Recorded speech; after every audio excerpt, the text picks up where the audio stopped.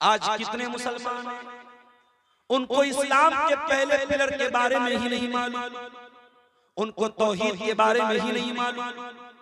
अभी social media पर एक वीडियो बहुत वायरल हुआ, एक औरत बिरयानी की देग और बिरयानी की पतीली जिसके ऊपर फूल माला भी चढ़ाया गया था, उस बिरयानी की पतीली को वो चूम रही है, चाट रही है, उसके आगे सजदा कर रही है, उसकी इबादत कर रही है। यानी मुसलमान इस हद तक गिर चुका है। गैर मुस्लिम तो पत्थर के बुत की इबादत कर रहा है, गैर मुस्लिम तो सूरज की इबादत कर रहा है, गैर मुस्लिम तो नदी की इबादत कर रहा है, किसी जानवर की इबादत कर रहा है। और मुसलमान इस हद तक गिर चुका है कि बिरयानी की पतीली की पूजा करता है।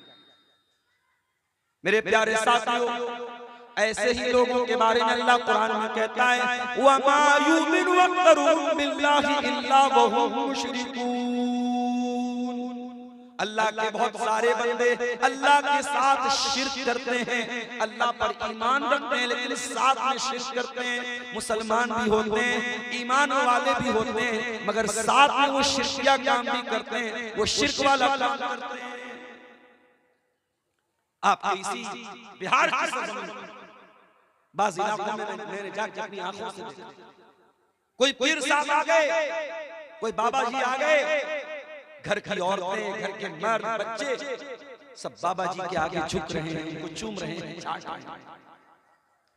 इसी बिहार की सरजमीन पर कलिया चक्का चले जाएं, कलकत्ता चले जाएं, आपको कब्रें और दरगाहें भी मिल जाएंगी जहां मुसलमान बैठ करके सजदा करते हैं।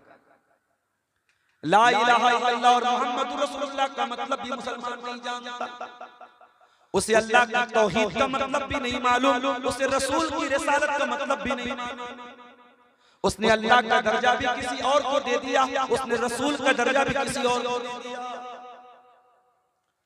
उर्दू के बहुत बड़े शायर थे मौलाना अल्ताफ हुसैन हाली, उन्होंने 100 साल पहले मुसलमानों की जो हालत थी, जो परिस्थिति थी, जो सिचुएशन थी, उसका नक्शा उन्होंने क्या कहा था? करे गैर गर्बुत की पूजा तो काफिर, कवाकिब में माने करिश्मा तो काफिर, झुके आग पर बहरे सजदा तो काफिर, जो ठहराए बेटा खुदा का तो काफिर। ये सारा काम और गैर मुस्लिम करता है तो हम कहते हैं काफिर है, जहन्नम में जाएगा। मगर मोमिनों पर कुशादा है राहें, परस्तिश करें परस्तिश करें शौक से जिसकी चाहे। मुसलमान को अधिकार है, मुसलमान चाहे जिसकी इबादत, नबी को जो चाहे खुदा कर दिखाएं, इमामों का रुतबा नबी से बढ़ाएं, मज़ारों पे जा जा के नजरें चढ़ाएं, शहीदों से जा जा के मांगे दुआएं। न तौहीद में कुछ फर्क इससे आवे, न इस्लाम बिगड़े न ईमान जावे। मुसलमान तो बेचारा शिर्क प्रूफ, जैसे घड़ी होती है वाटर प्रूफ, पानी में डाल दो घड़ी खराब नहीं होती। मुसलमान बिरयानी की पतीली के आगे सजदा करे, कब्र के आगे सजदा करे, जानवर के आगे सजदा करे, पीर बाबा के आगे सजदा करे। मुसलमान पक्का तौहीद वाला है। मुसलमान ऊंचों पर ताव देके कहता है साहब मैं तो मुसलमान हूं, जन्नत तो मेरे बाप नहीं। आपको समझना पड़ेगा इस्लाम की पहली बुनियाद क्या है? ला इलाहा इल्लल्लाह, अल्लाह के सिवा कोई मुश्किल कुशा नहीं है, अल्लाह के सिवा कोई बीमारी को दूर करने वाला नहीं है, अल्लाह के सिवा कोई कारोबार को चलाने वाला नहीं है, अल्लाह के सिवा कोई रोजी देने वाला नहीं है, अल्लाह के सिवा कोई बिगड़ी बनाने वाला नहीं है। गौसे आज़म कौन? अल्लाह। दस्तगीर कौन? अल्लाह। मुश्किल कुशा कौन? अल्लाह। गरीब नवाज कौन? अल्लाह। बंदा नवाज कौन? अल्लाह। बिगड़ी बनाने वाला कौन? अल्लाह। मुसीबत को दूर करने वाला कौन? अल्लाह। सैलाब से बचाने वाला कौन? अल्लाह। आपके दिल की धड़कन चलाने वाला कौन? अल्लाह। आपकी सांसों की लहर को चलाने वाला कौन? अल्लाह। आज कितने मुसलमान हैं जिनको अल्लाह का मकाम भी नहीं पता, अल्लाह का मर्तबा। और आगे बढ़िए, ला इलाहा इल्लल्लाह के साथ साथ मुहम्मदुर रसूलुल्लाह का कलमा,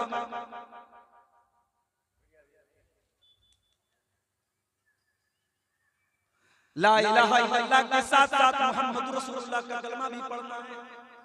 हमें रसूल किसको मानना है? मोहम्मद सल्लल्लाहु अलैहि वसल्लम। और रसूल किसको कहते हैं?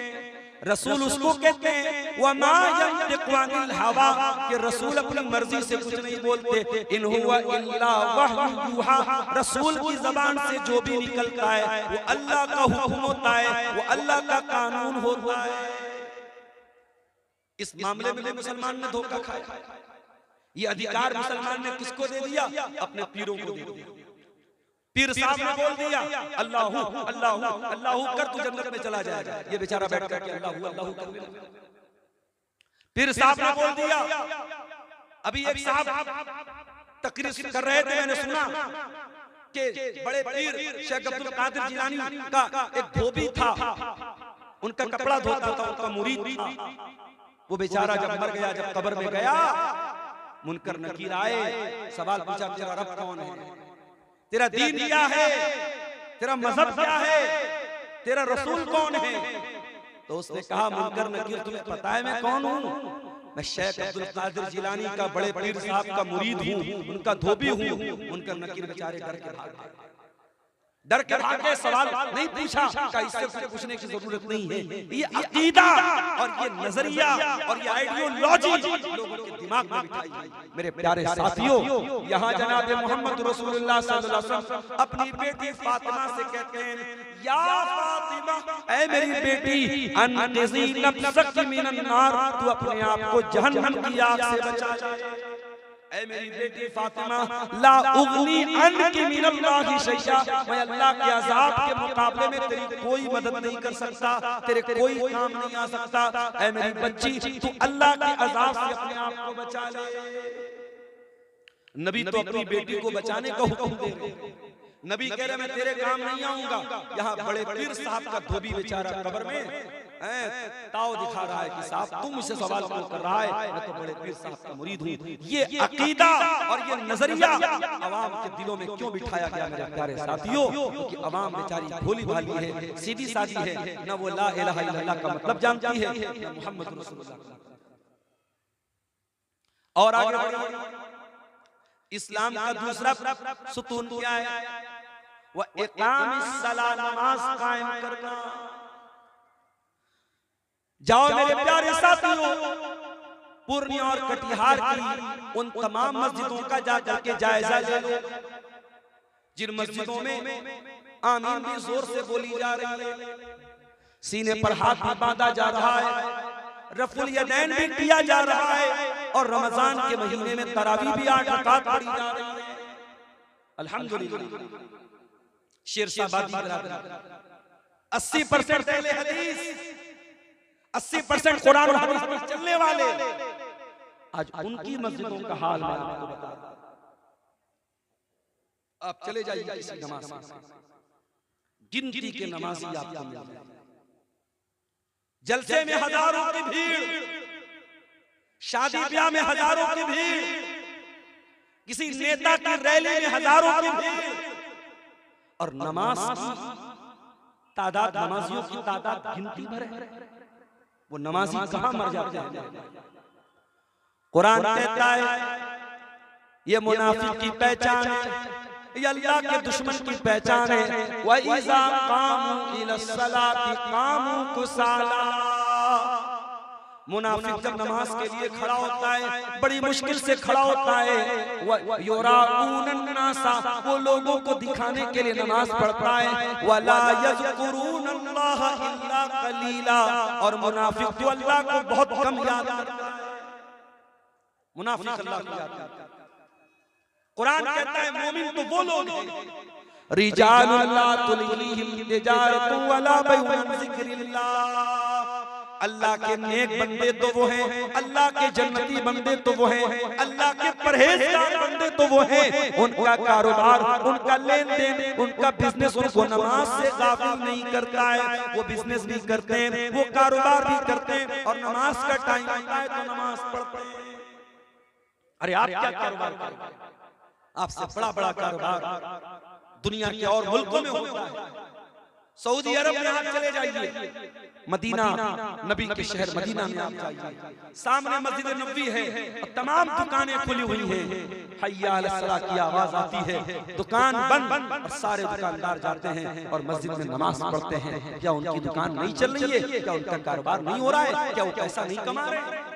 मेरे प्यारे साथियों, अल्लाह कह रहा है मेरे मुत्तकी बंदे वो हैं कि उनका कारोबार, उनका लेन देन उनको नमाज से गाफिल नहीं करता। और आगे बढ़िए, इस्लाम की 5 बुनियादों में तीसरी बुनियाद क्या है? वह ईता ज़कात, ज़कात अदा करना। आज कितने मुसलमान हैं जो अपने माल की सही ज़कात अदा करते हैं? गवर्नमेंट का टैक्स देना है तो गवर्नमेंट पूरी पाई ले रही है, बिजली घर में लगाई है, बिजली का मीटर लगा है, और अल्लाह ताला ने आपके माल में जो हक बनाया है जिसको ज़कात बोलते हैं, आपको पता भी नहीं कि हमारे ऊपर ज़कात कितनी फर्ज है। कोई हिसाब नहीं, कोई कैलकुलेशन नहीं, जितनी मर्जी आई, जितना मन में आया, रमजान के महीने में ज़कात निकाल दी। मेरे प्यारे साथियों, ज़कात न निकालने की वजह से बहुत सारी मुसीबतें आती हैं, बहुत सारी आफतें आती हैं। अल्लाह के प्यारे नबी फरमाते हैं, वलम यमनउ ज़कात अम्वालिहिम, जब किसी कौम के लोग अपने माल की ज़कात नहीं निकालते हैं, इल्ला मुनउल क़त्र मिनस समा, उस कौम के ऊपर अल्लाह आसमान से बारिश को नाज़िल करना बंद कर देता है, सूखा पड़ जाता है, कहत साली पड़ जाती है, बारिश नाज़िल होना बंद हो जाती है। वो हालात भी बिहार की सरजमीन पर हमने बार-बार देखे हैं कि सूखा पड़ गया, बारिश नहीं हो रही है, लोग परेशान हैं। मेरे अजीजों, अगर आप अपने माल की सही ज़कात नहीं निकालेंगे, अल्लाह की तरफ से कुदरती आफत आएगी। और याद रखिए, आपको 100 रुपये में 2.5 रुपया देना है, 1 लाख रुपये में आपको 2,500 रुपये देना है। ये 2,500 रुपये जो आपके माल की ज़कात है, अगर आपने नहीं निकाला, आपके पास 1 लाख रुपया है, आपने सोचा कि 2,500 ज़कात निकाल देंगे तो हमारा पैसा कम हो जाएगा, हमारा पैसा 97,500 हो जाएगा। आपको लगता है ज़कात देने से माल कम हो जाता है, आपको लगता है सदका खैरात करने से माल कम हो जाता है, आपको लगता है मदरसे में मस्जिद में देने से माल कम हो जाता है। अल्लाह कुरान में क्या कहता है? यमहकुल्लाहु रिबा व युर्बिस सदका। मेरे बंदो, हम सूद को मिटाते हैं और सदका खैरात को बढ़ाते हैं। तुम सदका खैरात करोगे, तुम्हारे माल में और बढ़ोतरी होगी और इजाफा होगा और तुम्हारा माल बढ़ जाएगा। और तुम सूद खाओगे, तुम ब्याज खाओगे, तुम ब्याज का पैसा घर में लाओगे, तुम्हारे माल की बरकत खत्म हो जाएगी। ये सूद और ब्याज हमारे माल को मिटा देगा। तो ज़कात को सही तरीके से निकालो। और जो लोग ज़कात नहीं निकालते, अल्लाह कुरान में क्या कहता है? फरमाया यौमा युहमा अलैहा फी नारी जहन्नम, जो लोग अपने सोना चांदी की ज़कात नहीं निकालते, उनके सोने चांदी के ज़ेवरात को, उनके सोने चांदी के सामान को जहन्नम की आग में तपाया जाएगा। फतुकवा बिहा जिबाहुहुम व जुनूबुहुम व ज़ुहूरुहुम, उनसे उनकी पेशानियों को दागा जाएगा, उनके पहलुओं को दागा जाएगा, उनकी पीठ को दागा जाएगा और कहा जाएगा हाज़ा मा कनज़्तुम लिअन्फुसिकुम, ऐ ज़कात न देने वालों, ऐ ज़कात में चोरी करने वालों, ये तुम्हारा माल है, ये तुम्हारा सोना है, ये तुम्हारी चांदी है जो जहन्नम की आग का ईंधन बना करके आज तुमको अजाब दिया जा रहा है। तो ज़कात के सिलसिले में भी आज मुसलमान बहुत लापरवाही है। मेरे प्यारे साथियों, मैं दोबारा कुरान की उसी आयत की तरफ आपको लेके चलता हूँ। कुरान क्या कहता है? या अय्युहल्लज़ीना आमनू दुखुलू फिस्सिल्मि काफ़ा, ऐ ईमान वालों, तुम अल्लाह के दीन में पूरे के पूरे दाखिल हो जाओ, पूरे के पूरे। सीमांचल में प्रोग्रामों की कमी नहीं है। डेली मेरे पास फोन आ रहा है, शेख साहब नवंबर में 1 दिन दे दीजिए, दिसंबर में 1 दिन दे दीजिए। मैं टाइम नहीं दे पा रहा, यानी मैं एक छोटा मोटा इंसान, मैं मना कर रहा हूं।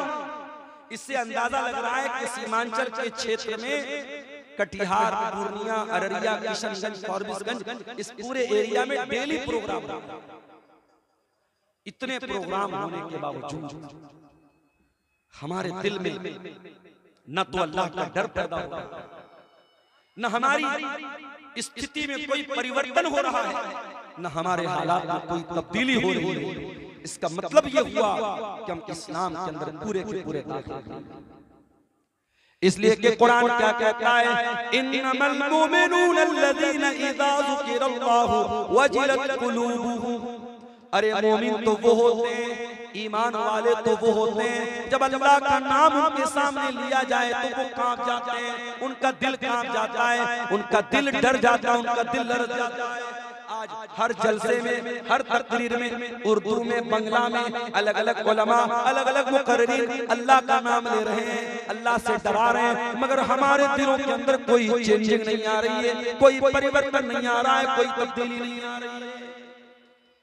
मोमिन तो वो है, ईमान वाले तो वो है, अल्लाह का नाम लिया जाए तो उनका दिल कांप जाता है। मेरे प्यारे साथियों, आप बुखारी की वो हदीस अपने सामने रखिए। अल्लाह के प्यारे नबी 3 लोगों का वाकया बयान करते हैं। 3 लोग एक पहाड़ की गुफा में फंस जाते हैं और तीनों अल्लाह ताला से अपने अपने नेकमल का वसीला लगा करके दुआ करते हैं। उन तीनों में से एक आदमी कहता है, ऐ अल्लाह, मेरी एक चचाजाद बहन थी, मेरे चचा की लड़की थी और मैं उससे बहुत प्यार करता था, बहुत मोहब्बत करता था, मैं जान छिड़कता था, मैं उस लड़की के साथ जिना करना चाहता था, मैं उसके साथ बदकारी करना चाहता था।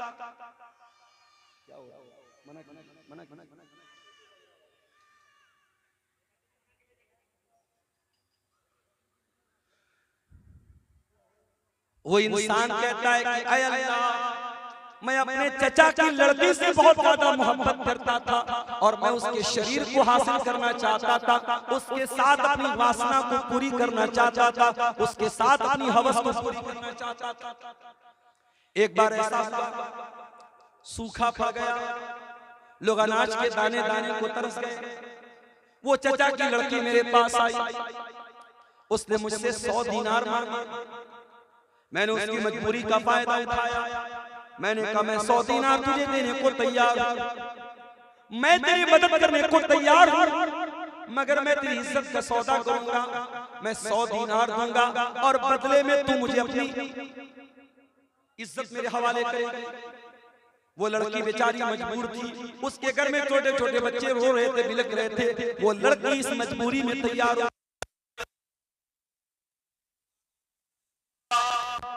जब मैं उस लड़की के साथ ये गलत काम करने का मैंने इरादा कर लिया, मैंने ज़िना करने का इरादा कर लिया, मैंने बदकारी करने का इरादा कर लिया, ऐ अल्लाह, ऐन मौके पर उस लड़की के मुंह से निकला, इत्तक़िल्लाह, ऐ अल्लाह के बंदे, अल्लाह से डर, वला तफ़ुद्दल खातम इल्ला बिहक़्क़िही, और जिस चीज का तुझे हक नहीं है, जिस चीज का तुझे अधिकार नहीं है, उस चीज को तू इस्तेमाल न कर। मैं तेरी बीवी नहीं हूँ, मैं तेरे निकाह में नहीं हूँ, मैं तेरे लिए हलाल नहीं हूँ, तू मेरे साथ ये काम मत कर।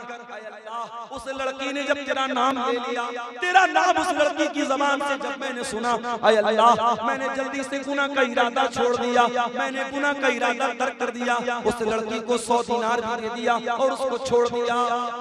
ऐ अल्लाह, अगर ये अमल मैंने तुझको खुश करने के लिए किया है तो ऐ अल्लाह, हमारी इस मुसीबत को दूर कर दे। अल्लाह के नबी फरमाते हैं, बुखारी की रिवायत है, उस इंसान की दुआ के बाद चट्टान हट गई, वो चट्टान हट गई गुफा के रास्ते से और तीनों इंसान उस गार में से निकल गए। मेरे प्यारे साथियों, ये मोमिन की पहचान है, मोमिन की पहचान। मोमिन के सामने अल्लाह का नाम लिया जाए तो मोमिन का दिल कांप जाए, मोमिन का दिल लरज़ जाए, ये मोमिन की पहचान। वइज़ा तुलियत अलैहिम आयातुहु ज़ादतहुम ईमाना, और मोमिन की पहचान क्या है? जब उसके सामने अल्लाह की आयतें पढ़ी जाती हैं, जब मोमिन के सामने कुरान पढ़ा जाता है, ज़ादतहुम ईमाना, उसके ईमान की बैटरी चार्ज हो जाती है, उसका ईमान बढ़ जाता है, उसके ईमान का लेवल हाई हो जाता है। कुरान तो आज भी पढ़ा जा रहा है, जलसों में पढ़ा जा रहा है, तकरीरों में पढ़ा जा रहा है, आज कुरान तरावी की नमाज में भी पढ़ा जा रहा है, मगर कुरान को सुन करके आज हमारे ईमान का लेवल क्यों नहीं बढ़ रहा है? कुरान तो कहता है मोमिन की पहचान ये है, वइज़ा तुलियत अलैहिम आयातुहु ज़ादतहुम ईमाना। मोमिन की पहचान तो ये है, मोमिन के सामने जब कुरान पढ़ा जाए मोमिन का ईमान बढ़ जाता है। मेरे प्यारे साथियों, अपनी आंखों से मैंने ये मंजर देखा, मक्का के अंदर खाने काबा के पास नमाज हो रही है, अल्लाह अकबर, हरम का माहौल है और खाने काबा के करीब में नमाज कोई इंसान पढ़ रहा है। और आप जानते हैं कि इमाम हरम की आवाज कैसी होती है, इमाम हरम का लहजा कैसा होता है। जितने भी हरम के इमाम हैं सबका अपना बड़ा प्यारा प्यारा अंदाज है। मुझे याद आया हरम के एक इमाम हैं, उनका नाम बंदर बिन बलीला है। हरम के मक्का के इमामों में एक इमाम का नाम बंदर, बंदर हमारे उर्दू वाला बंदर नहीं, अरबी में बंदर नाम चलता है, बंदर बिन बलीला उनका नाम है। वो कुरान की तिलावत कर रहे हैं और तहज्जुद की नमाज चल रही है। हरम का मंजर है, कुरान पढ़ा जा रहा है, रात का सन्नाटा है और मैंने अपनी आंखों से देखा इमाम जब अज़ाब वाली आयतों के ऊपर पहुंचा है। मुझे तो थोड़ी बहुत अरबी ज़बान आती है, जब अज़ाब की आयतें मेरे सामने आई मेरा दिल कांपने लगा, मेरी आंखों से आंसू बहने लगे। लेकिन मैंने क्या देखा, नमाज के बाद मैंने देखा कि पूरी सब में कई लोग रो रहे हैं। उसमें अफ्रीका का काला भी है, उसमें अमेरिका का गोरा भी है, उसमें बांग्लादेश का बंगाली भी है, उसमें इंडिया का इंडियन भी है। मेरे प्यारे साथियों, ये कुरान की अजमत है, ये कुरान की बरकत है।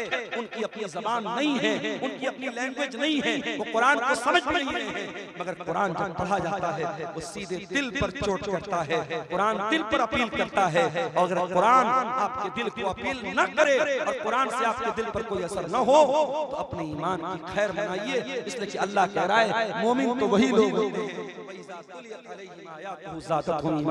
जब उनके सामने हमारी आयतें पढ़ी जाती हैं उनका ईमान बढ़ता है। उसके बाद फरमाया व अला रब्बिहिम यतवक्कलून, और ईमान वालों की एक पहचान ये भी है कि वो अपने रब के ऊपर भरोसा करते हैं। उनका भरोसा लाल काले पीले धागों पर, उनका भरोसा किसी तावीज पर नहीं होता, उनका भरोसा किसी गंडे पर नहीं होता, उनका भरोसा किसी धागे पर नहीं होता, उनका भरोसा अल्लाह की ज़ात। अब आइए वो हदीस भी आपको सुना देता हूं। अल्लाह के प्यारे नबी ने फरमाया मेरी उम्मत के अंदर 70,000 लोग ऐसे होंगे जो बगैर हिसाब व किताब के जन्नत में जाएंगे। मेरी उम्मत में 70,000 लोग ऐसे होंगे जो बगैर हिसाब के और बगैर अजाब के जन्नत में जाएंगे। अल्लाह के नबी ने इतना कहा और अंदर चले। अब सहाबा आपस में डिस्कस करने लगे, चर्चा करने लगे, विचार करने लगे कि वो कौन लोग हैं, वो 70,000 कौन लोग हैं जो बगैर हिसाब के जन्नत में जाएंगे। कुछ सहाबा ने कहा ये हम नहीं हो सकते, हम तुम पहले शराब पीते थे, पहले शिर्क करते थे, पहले गलत काम करते थे, फिर ईमान लाए। हमारी जिंदगी में तो दोनों दौर है, हमने बुरा दौर भी देखा, हमने अच्छा दौर भी देखा। हम नहीं हो सकते, ये हमारी आने वाली नस्ल हो सकती है, हमारी औलाद हो सकती है जो इस्लाम की हालत में पैदा हो। कुछ सहाबा ने कहा नहीं, ये वो लोग हो सकते हैं जो रसूल के साथी हैं, जो रसूल का साथ देने वाले और रसूल के सोहबत में रहने वाले लोग हैं। वो 70,000 लोग बगैर हिसाब से जन्नत। जब ये बातें आपस में होने लगी, अल्लाह के प्यारे नबी अंदर से आए। आपने पूछा कि क्या बातें चल रही है। साहबा ने कहा अल्लाह के नबी अभी आप बयान करके गए कि 70,000 लोग बगैर हिसाब के और बगैर अज़ाब के जन्नत में जाएंगे। हम उन्हीं लोगों के बारे में चर्चा कर रहे हैं, हम उन्हीं लोगों के बारे में डिस्कस कर रहे हैं। आपने फरमाया ऐ मेरे सहाबा, मैं बता देता हूँ वो कौन लोग होंगे जो 70,000 लोग बगैर हिसाब के जन्नत में जाएंगे। आपने फरमाया वो हुमुल्लज़ीना ला यरकून वला यस्तरकून वला यततय्यरून वला यक्तवून। आपने फरमाया 70,000 लोग जो बगैर हिसाब किताब के जन्नत में जाएंगे, उनकी 4 निशानियां। पहली निशानी वो झाड़ फूक नहीं करवाएंगे। दूसरी निशानी वो किसी चीज से बुरा शुगुन नहीं लेंगे, किसी चीज को मनहूस नहीं समझेंगे। तीसरी निशानी वला यतमून, वो अपने बदन को तकवा करके इलाज नहीं करेंगे। और चौथी निशानी व अला रब्बिहिम यतवक्कलून, वो अपने रब के ऊपर भरोसा करेंगे। ये 4 चीजें जिनके अंदर पाई जाएंगी, वो अल्लाह ताला की अदालत में बगैर हिसाब के जन्नत में जाएगा। दुआ करो मेरे भाइयों, अल्लाह उन 70,000 लोगों में हम आज ईमान का लेवल बहुत कमजोर है, ईमान का लेवल बहुत कमजोर है।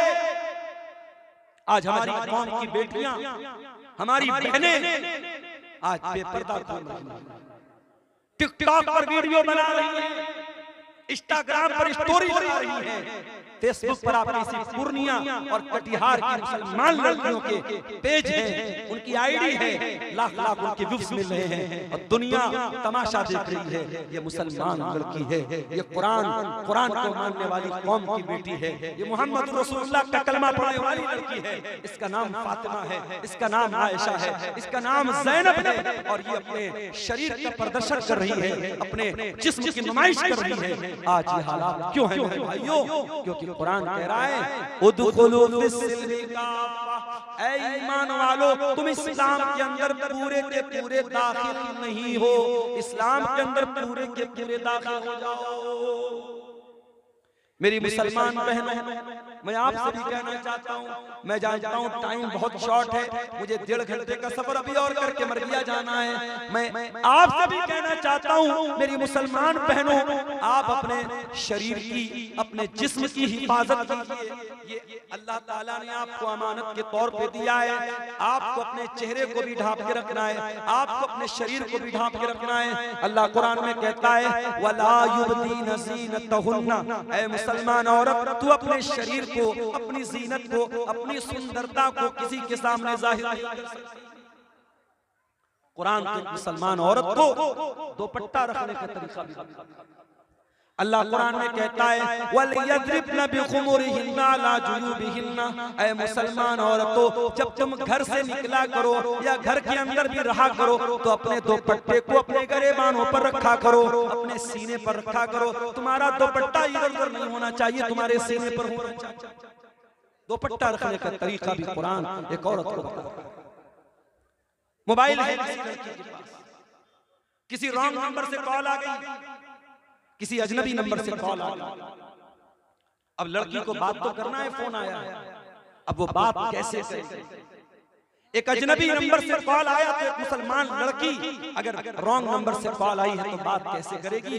कुरान करीम 1400 साल पहले एक मुसलमान लड़की को बता रहा है, अगर किसी गैर महरम से, किसी अजनबी मर्द से अगर तुझे बात करना पड़े तो तेरे बात करने का स्टाइल क्या होना चाहिए, तेरे बात करने का अंदाज क्या? फरमाया फला तखज़ाना बिल कौल, ऐ मुसलमान औरत तू अपनी आवाज में लचक पैदा मत करना। तेरी आवाज में लचक ना हो, तेरी आवाज में मिठास ना हो, तेरी आवाज में अट्रैक्शन ना हो। तू बहुत मीठे मीठे लबो लहजे में किसी अजनबी से बात मत करना। फयतमअल्लज़ी फी क़ल्बिही मरज़, हो सकता है कि सामने वाले के दिल में खिचड़ी पकने लगे, वो तुम्हारे बारे में गलत सोचने लगे, इसलिए किसी गैर मर्द के साथ मीठे अंदाज में बात मत करना, कड़े अंदाज में। तुम्हारा अंदाज ऐसा हो सामने वाला समझ जाए यहाँ मेरी दाल गलने वाली नहीं है, यहाँ मेरा मसला हल होने वाला नहीं है। तुम्हारा जब मोबाइल पर बात करो या तुम्हारे घर में कोई अजनबी आ जाए, तुम्हारे बाप से कोई काम है, तुम्हारे भाई से कोई काम है और घर में इत्तेफाक से कोई जेंट्स नहीं है, कोई मेल नहीं है और औरत को बात करना है, तो कुरान कहता है तुम्हारे बात करने के अंदाज में कड़कपन होना चाहिए, कड़ापन। मेरे अजीजों, मेरे भाइयों, इस्लाम में पूरे के पूरे अपने नौजवान भाइयों से कहना चाहूंगा, मैं जानता हूं जब बुराई बहुत ज्यादा फैल जाए तो बुराई से बचना बहुत मुश्किल है। ये दौर सोशल मीडिया का दौर है, ये दौर गर्लफ्रेंड और बॉयफ्रेंड बनाने का दौर है, ये दौर हराम रिलेशनशिप का दौर है, ये हराम रिश्तों को आज समाज में प्रमोट करने का दौर है। एक ऐसे दौर में अपने नौजवान साथियों को कहना चाहूंगा, आपके सामने यूसुफ अलैहिस्सलाम का नमूना मौजूद है। यूसुफ अलैहिस्सलाम भी बहुत खूबसूरत थे, बहुत स्मार्ट थे, बहुत हैंडसम थे, बहुत खूबसूरत थे। और एक लड़की ने, एक औरत ने उनको दरवाजे बंद करके, बंद कमरे में उनको गलत काम करने की दावत दी थी। मगर यूसुफ अलैहिस्सलाम ने क्या कहा था? काला माज़अल्लाह, कहा कि मैं अल्लाह की पनाह चाहता हूँ, मैं ये काम नहीं कर सकता, मुझे इस घर में ठिकाना मिला है, मेरे मालिक ने मुझे ठिकाना दिया है, मैं अपने मालिक के साथ इतनी बड़ी खयानत नहीं कर सकता, इतना बड़ा जुल्म नहीं कर सकता। और बाद में जब हजरत यूसुफ अलैहिस्सलाम के ऊपर कई औरतों ने डोरे डाले और कई औरतों ने उनको फंसाने की कोशिश की, तो हजरत यूसुफ अलैहिस्सलाम अल्लाह से दुआ करते हैं, रब्बि सिजनु अहब्बु इलैया मिम्मा यदूननी इलैहि, ऐ अल्लाह मैं जेल में जाना पसंद करूंगा, मैं कैद खाने में जाना पसंद करूंगा, मगर इन औरतों के फितने में पड़ना मैं पसंद नहीं करूंगा। अपने नौजवान भाइयों से कहना चाहूंगा, उदखुलू फिस्सिल्मि काफ़ा, आओ इस्लाम में पूरे के पूरे दाखिल हो जाओ, पक्के मुसलमान बनो, मजबूत मुसलमान बनो, अपने ईमान को मजबूत करो। तुम्हारा ईमान इतना कमजोर न हो, कोई लड़की आई लव यू बोल दे तुम्हारा ईमान पिघल जाए, कोई लड़की मोहब्बत का इकरार कर दे तुम अपने ईमान से समझौता कर लो। अपनी बहनों से भी कहना चाहूंगा, अपने भाइयों से भी कहना चाहूंगा, पाक दामन बनो। अल्लाह के नबी फरमाते हैं, दो चीजों की गारंटी ले लो, मैं जन्नत की गारंटी लेता हूँ, एक ज़बान की गारंटी ले लो, एक शर्म की गारंटी। और आखिरी बात, हम जानते हैं आज का ये प्रोग्राम चंदे का प्रोग्राम है, मदरसे का प्रोग्राम, और आप ये भी जानते हैं मेरी बहुत बड़ी मजबूरी है, मुझे अभी 8 बजे के पहले पहले यहाँ से निकलना भी है। मैं जानता हूँ जलसे का जो मेन टाइम है उस टाइम मैं आपके बीच में नहीं रहूंगा, मगर ये जलसा आपके गांव का है, ये जलसा आपके इलाके का है, इस जलसे को कामयाब करना आपकी जिम्मेदारी है। और जलसा कामयाब तब होगा जब आप दिल खोल करके यहाँ आएंगे और इस मदरसे में अपना ताउन देंगे, अपना चंदा देंगे, अपना दान देंगे। और मैं एडवांस में आपके लिए दुआ करके जाता हूँ, जितने भाई आज इस मदरसे के अंदर ताउन करेंगे, अपना दान देंगे, अपना चंदा देंगे, मैं उनके लिए दुआ करके जाता हूँ, अल्लाह उनकी तमाम दुनिया की मुसीबतों को दूर कर दे, अल्लाह उनको दुनिया और आखिरत में हर मुसीबत से महफूज रखे। अगर वो उनके घर में कोई बीमार है, अल्लाह उनको शिफाए कामिल अता फरमाए। मेरे प्यारे साथियों, हालात इस कदर नाजुक हैं, इस वक्त फितनों का दौर है और हमें इन फितनों के दौर में अपने ईमान को बचाना है, अपने बच्चों को दीनी तालीम देना है। और ये मदरसे ये वाहिद ऑप्शन है जहाँ हमारे मदरसों को हमारे बच्चों को दीनी तालीम मिलती है। इन मदरसों को बचाना, इन मदरसों के वजूद को बचाना ये हमारी जिम्मेदारी है। दुआ है अल्लाह ताला से हमें इस मदरसे का ताउन करने की तौफीक अता फरमाए। रब्बुल आलमीन हमें कहने सुनने से ज्यादा अमल करने की तौफीक दे। आमीन। व आखिर दावाना अनिल हम्दुलिल्लाहि रब्बिल आलमीन। अस्सलामु अलैकुम व रहमतुल्लाह।